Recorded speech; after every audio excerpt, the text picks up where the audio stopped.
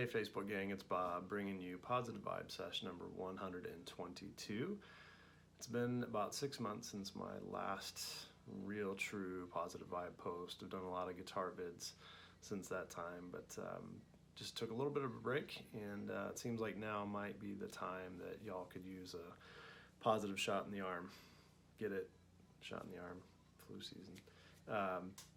There's a lot of really cool stuff going on right now. There's a ton of ingenuity. There's a ton of community, lots of neighbors, family, friends, businesses. I mean, there's just a lot of stuff going on right now with this coronavirus stuff that is really positive in the world. There's also a lot of negative, right? And there's no doubt about that. There are behaviors that we don't understand, things that make us upset or angry, that make us fear, and that exists. Both of those are in the world. The positive aspect of this, though, is that we as human beings have a choice. We have the capacity to be able to discern, to be able to choose what we put in front of us, what we allow into our minds, what we allow into our hearts, and what we choose to cultivate and grow. That choice only comes in, though, when we are mindful, right? If we are not mindful, if we are not presently choosing how we are going to respond to a situation, it's very easy for us to get overwhelmed by whatever happens to be right in front of us, right? So it's the society has gotten very good at engineering ways to capture your attention, to keep it there, and ultimately disconnect you from the choices that you make and how you respond to it. So a couple strategies for this. In the spirit of positivity, one thing that you can do is you can create mindful moments before, if you take stock of the things that make you upset or give you anxiety in a time like this. If you create a mindful moment before you turn on the TV, before you open up your social media apps, before you walk into the store, or maybe even before you get into the car on the way to the store, create these mindful moments of calm and through the breath to be able to just set your intention and to say to yourself, I'm going to choose how I respond to this. Now, sometimes you still might make the choice. You still might choose to be angry.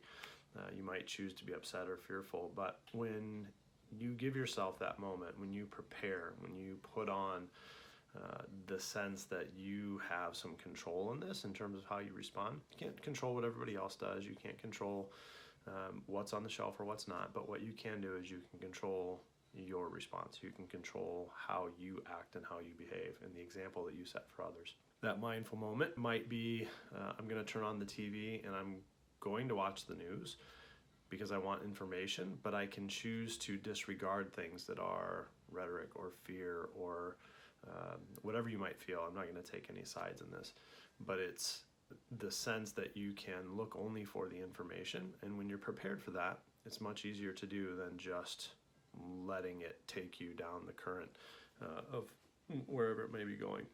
The second strategy is to interrupt those automatic responses. So many of our automatic responses are preconditioned on strong views that are weakly held, meaning we might, through all of that, maybe through lack of mindfulness or just being overwhelmed by information in lots of different ways, again, social media, friends, things that are driven by fear, anger, greed, when those are creating strong views because we haven't been mindful, because we haven't sorted through them, we haven't made that choice, then it can be very difficult for us to overcome that. But if you interrupt those automatic responses, if you can give yourself mindful moments and you start overcoming that, you overcome the amount of negativity that starts to attach itself to you, then you realize how weakly held those views are. They're not necessarily informed.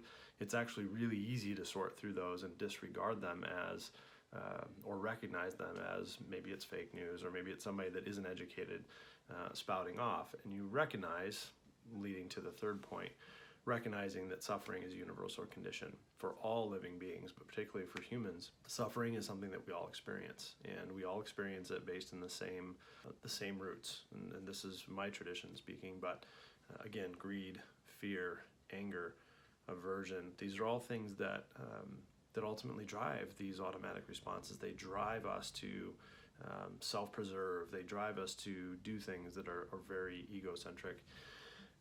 And if you recognize that condition, you recognize it in yourself and you recognize it in other humans, that when you take that mindful moment and you recognize that somebody else is doing something because of their own suffering, not because of yours, not to cause you harm, but they're doing it because they're suffering, because they're fearful, because they are angry about something, because they may have somebody affected by this in ways that place a lot of stress on them. And when you turn that stress, when you turn that suffering up to 11, it creates behaviors that you wouldn't normally others see in human beings in a normal environment, when that suffering is maybe at a 3 or a 4 on a scale of 1 to 10. So taking a moment, recognizing that we all have it, that we can choose grace, that we can choose to be a part of the solution, and that we can choose to not let in those thoughts that take root, that end up setting up shop in our own minds and hearts. You can choose not to make room for that. So I'll leave you this.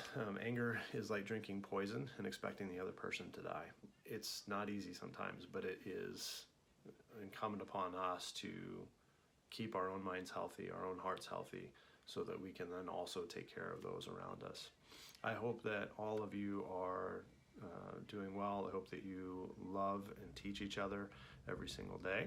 I hope that we all make this through with a sense of positivity and hope about our futures.